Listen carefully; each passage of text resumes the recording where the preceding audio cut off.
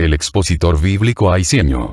Primer trimestre bajo la temática: el mensaje bíblico sobre los tiempos del fin.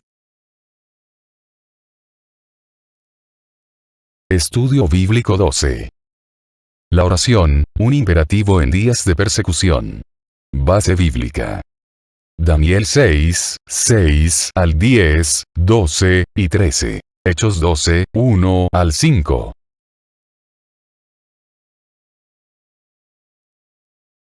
Pensamiento central. Cuando los creyentes son perseguidos, la oración no es una opción, sino una necesidad imperiosa.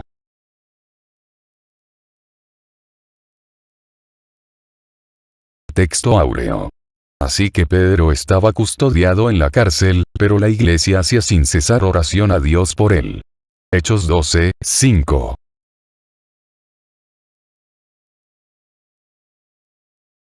Datos generales acerca del tema.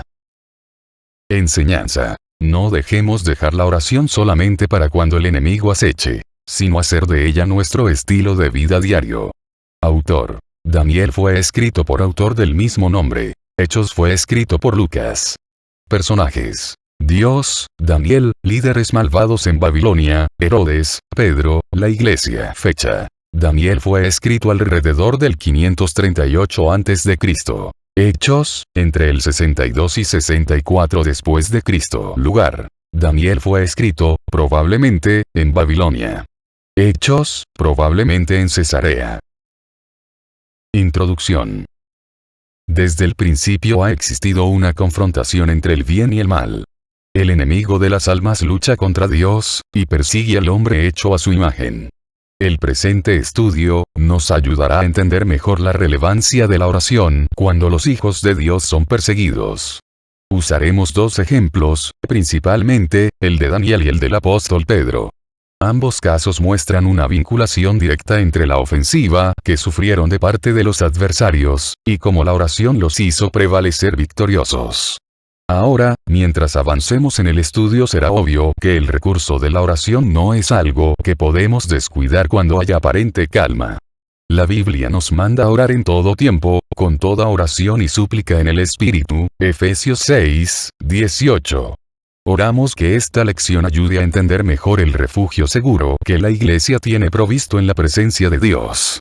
Bienvenidos. Perseguido por sus enemigos.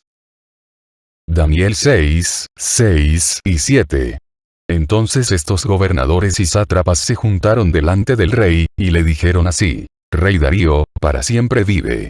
Todos los gobernadores del reino, magistrados, sátrapas, príncipes y capitanes han acordado por consejo que promulgues un edicto real y lo confirmes, que cualquiera que en el espacio de 30 días demande petición de cualquier dios u hombre fuera de ti, oh rey, sea echado en el foso de los leones. La manera como Dios pone en puestos de autoridad a sus siervos y la forma como los protege es parte de lo que sucedió a Daniel. Darío había puesto a Daniel como uno de los 3 gobernadores de Persia. Por su integridad, el rey pensó ponerlo sobre todo el reino. Pero, él tuvo que enfrentar la persecución que es común a todos los que sirven a Dios piadosamente. Los gobernadores y sátrapas, entre los cuales él trabajaba, buscaron ocasión para acusarle, porque él era fiel y no se halló en su persona ningún vicio o falta. Sin embargo, Daniel fue acusado por medio de una trampa que le hicieron para con el rey, en lo relacionado a la oración. Así que, la vida de oración de Daniel era manifiesta en las esferas del gobierno. De aquí aprendemos. Primero, que debemos pedir a Dios que ponga en los gobiernos hombres que teman a Dios y cuenten con Él en las grandes decisiones que se deben tomar. Segundo, que la vida de oración siempre va a enfrentar persecución. Satanás teme a un hombre o mujer que ora, y por tanto, intenta frenar esa valiosa actividad de la fe. La estrategia de los enemigos está revelada en el versículo 7. ¿Qué medio utilizará el enemigo en los últimos tiempos para perseguir a la iglesia?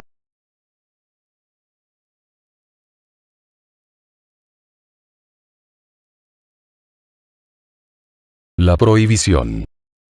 Daniel 6, 8 y 9. Ahora, oh rey, confirma el edicto y fírmalo, para que no pueda ser revocado, conforme a la ley de Media y de Persia, la cual no puede ser abrogada. Firmó, pues, el rey Darío el edicto y la prohibición. El versículo 8 revela cuán fervientes son los malos en acometer su tarea. Ellos pidieron al rey en aquel mismo momento, confirmar el edicto que le habían pedido y lo firmara de inmediato. Los hijos de Dios debemos tomar nota de esto y dejar la pereza en cuanto a hacer la obra del reino de Dios, Romanos 12, 11. De la segunda parte del versículo 8, podemos entender cuán perversos eran los que conspiraban contra Daniel. Los creyentes somos enviados como corderos en medio de lobos. Tenemos que usar prudencia y la sencillez como Cristo recomendó, Mateo 10, 16. Como sucedió, en el caso de Daniel, a veces la oposición al creyente puede venir de una ley que sea contraria a nuestros principios. Debemos aprender, que frente a estos desafíos, es mejor obedecer a Dios antes que a los hombres. Eso fue lo que dijeron Pedro y Juan, cuando les fue prohibido hablar a persona alguna en el nombre de Jesucristo. Ellos, continuaron haciendo la voluntad de Dios, aunque ella era contraria a la prohibición de las autoridades en turno, Hechos 4, 18 al 20. Daniel tenía solo dos alternativas, o dejar de orar a su Dios y mantenerse en el gobierno persa, o seguir honrando a su Dios y ser echado como comida a los leones. Enumera las leyes que han sido aprobadas recientemente, que van contra los principios morales de Dios. Daniel 6, 10. Cuando Daniel supo que el edicto había sido firmado, entró en su casa, y abiertas las ventanas de su cámara que daban hacia Jerusalén, se arrodillaba 3 veces al día, y oraba y daba gracias delante de su Dios, como lo solía hacer antes. Había llegado el momento de la prueba mayor para Daniel. De la manera como aquel varón hebreo enfrentó su prueba, aprenderemos valores muy importantes de nuestra fe. Primero, tenía una cámara o aposento donde solía orar. Es bueno tener un lugar donde no haya distracciones para orar sosegadamente. Segundo, Daniel miraba hacia Jerusalén. Nosotros tenemos en Cristo libertad para entrar al lugar santísimo celestial. Tercero, Daniel se arrodillaba. Aunque esta no es la única postura para la oración, esa práctica muestra reconocimiento a la majestad de Dios. Cuarto, Daniel oraba 3 veces al día. Los creyentes debemos ser abundantes en la oración y tener comunión constante con el Señor. Quinto, Daniel oraba, hacía sus peticiones, lo cual era parte de la prohibición del edicto. Sexto, Daniel daba gracias. Debemos aprender a dejar las quejas y dedicar más tiempo a orar con gratitud. Es la voluntad de Dios que demos gracias en todo, 1 Tesalonicenses 5, 18. En séptimo lugar, toda esta oración, Daniel hacía delante de su Dios, o sea, había logrado una estrecha comunión con Dios, a pesar del momento duro de su prueba. Enumera por lo menos 4 de los 7 valores que aportan a nuestra fe, la manera en que Daniel enfrentó su prueba.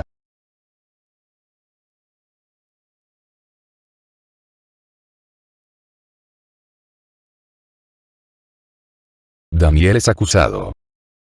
Daniel 6, 12 y 13. Fueron luego ante el rey y le hablaron del edicto real. ¿No has confirmado edicto que cualquiera que en el espacio de 30 días pida a cualquier dios u hombre fuera de ti, oh rey, sea echado en el foso de los leones? Respondió el rey diciendo, verdad es, conforme a la ley de Media y de Persia, la cual no puede ser abrogada. Entonces respondieron y dijeron delante del rey, Daniel, que es de los hijos de los cautivos de Judá, no te respeta a ti, oh rey, ni acata el edicto que confirmaste, sino que 3 veces al día hace su petición. El versículo 12 revela el engaño a que el rey Darío fue sometido. Los gobernadores y sátrapas acusaron a Daniel ante Darío. La acusación estuvo tan malvadamente tramada, que colocaba a Daniel como un falto de respeto al rey mismo, y como un oficial en desacato absoluto a las órdenes del monarca. Al oír aquello, fue tanto el dolor del rey, que resolvió librar a Daniel, pero ya era demasiado tarde. Una decisión del rey tomada por instigación de los perversos hacia Daniel, reo de muerte. La ejecución sería ser echado a los leones en el foso y devorado por ellos. La oración triunfó ante los adversarios y, aunque Daniel fue echado en el foso, Dios lo libró de una muerte fatal, sus acusadores fueron devorados por los leones, y el nombre del Dios de Daniel fue mandado a glorificar en todo el imperio persa. Estas verdades sagradas están escritas para que podamos conocer más el poder de nuestro Dios, el corazón de los malvados, y la valía que tiene la oración en momentos de paz y de persecución. ¿Cuál debe ser la conducta del creyente frente a la persecución?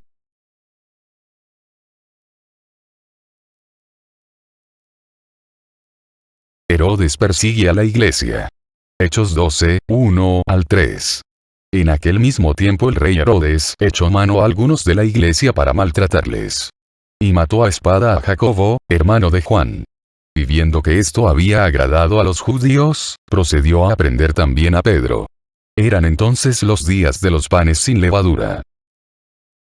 Herodes Agripa I, nieto de Herodes el Grande, encabezó una gran persecución contra la iglesia y mató a Jacobo, hermano de Juan. Este fue el primer apóstol que fue mártir por el Evangelio. Este Jacobo era hijo de Zebedeo y junto con su hermano Juan, le había pedido a Jesús sentarse uno a su derecha y otro a su izquierda en su reino. Cuando Jesús les preguntó si estaban dispuestos a beber su copa, y ser bautizados con su bautismo, ellos dijeron, sí.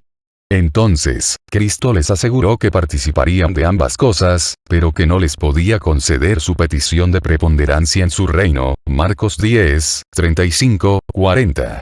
En verdad, Jesús se refería a la copa de su dolor y el bautismo de su muerte.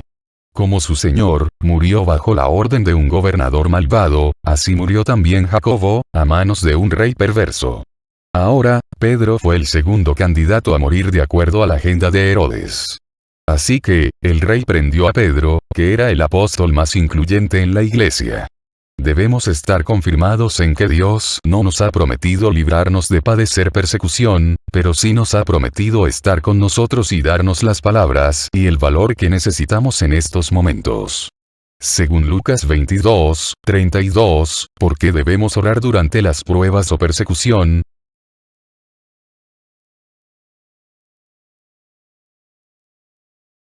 La iglesia victoriosa ora.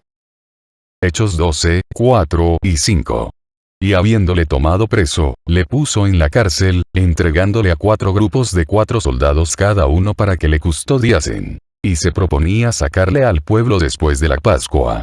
Así que Pedro estaba custodiado en la cárcel. Pero la iglesia hacía sin cesar oración a Dios por él. No podemos dudar de que la iglesia del Señor vive su última etapa en este mundo. La venida del Señor está muy cerca. La Biblia deja claro que el enemigo de nuestras almas aumentará su ira, a medida que le queda poco tiempo. Apocalipsis 12, 12. La lucha espiritual contra la oración es muy antigua, pero se arreciará a medida que nos acercamos al fin.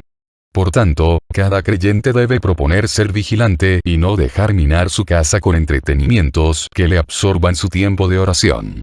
La persecución peor no es aquella donde la vida física de los creyentes está amenazada, lo más peligroso es cuando la iglesia enfrenta la batalla contra la verdad. La persecución más sofisticada y peligrosa se manifiesta cuando los creyentes son tentados a brincar los límites de la moral cristiana y a congraciarse con la manera de vivir de los que andan en ignorancia del Evangelio. Debemos reforzar la oración personal, en los hogares y en la iglesia.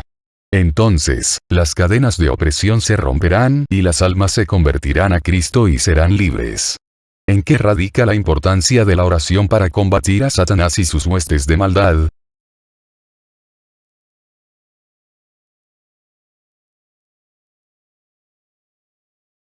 Analicemos lo estudiado. ¿Qué puesto ocupaba Daniel en el gobierno de Darío?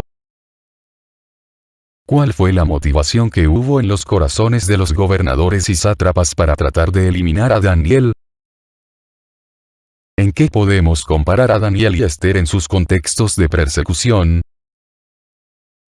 Según 1 Timoteo 2, 2, ¿cómo puede nuestra oración influenciar en los gobiernos de la tierra? ¿Qué espera el Señor de los creyentes que están perseguidos por su fe?